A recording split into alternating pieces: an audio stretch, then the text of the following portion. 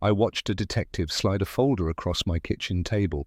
Inside were 23 credit card statements, all in my name, all signed by my best friend. She had been stealing my identity for 2 years. But I should tell you how it all unraveled so quietly. Her name was Danny. We had been friends since college orientation, the kind of friends who finish each other's sentences. We moved into our apartment the summer after graduation, splitting rent on a tiny 2-bedroom in a city that cost too much for both of us. I trusted her completely. She knew my birthday, my social security number, my mother's maiden name, everything you'd hand to a bank without blinking. Life settled into a comfortable rhythm. I worked long hours at an accounting firm. Danny cycled through jobs, always landing on her feet, or so I believed. She was charming like that. Problems never seemed to stick to her. Looking back, I wonder what else didn't stick. The first sign came 18 months in. A credit card bill arrived for an account I didn't recognize. My name was on it. The billing address was a P.O. box I'd never seen. I called the bank, filed a dispute, assumed it was random fraud. You wouldn't believe how easily I let it go. Then my credit score dropped 40 points overnight. Then another card appeared, then a third.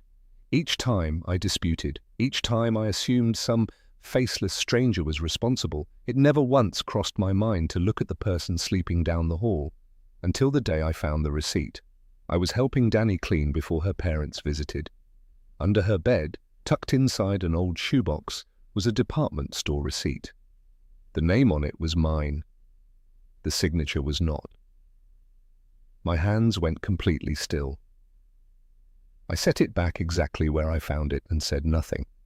That was the moment I made my decision. I didn't confront her. I didn't cry. Instead, I sat with it, quietly, carefully, like holding a lit match in a still room.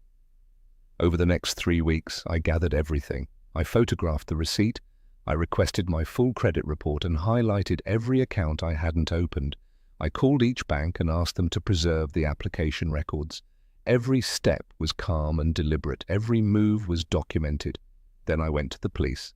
The detective was skeptical at first. Identity theft between roommates is harder to prove, he said. So I handed him the folder I'd built, organized by date, highlighted in 3 colors, with a tab for each fraudulent account.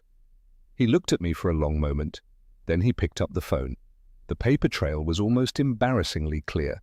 Danny had used my information to open 6 credit cards. She had charged nearly $34,000 across all of them. The applications had been submitted from our home IP address. One card had been registered to a device linked to her email. She had been meticulous about spending but careless about everything else.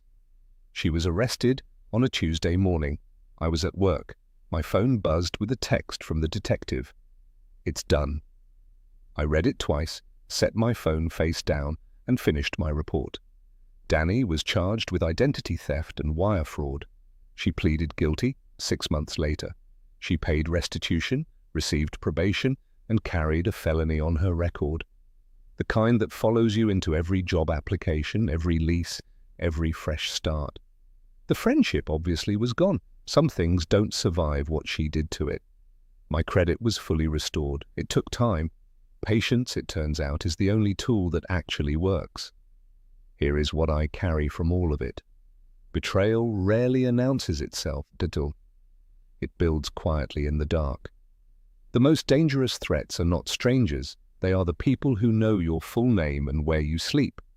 If this story hit close to home, you're not alone. Drop a comment below and tell me yours. And if you want more stories like this, subscribe to Karma Served Cold. New stories every week.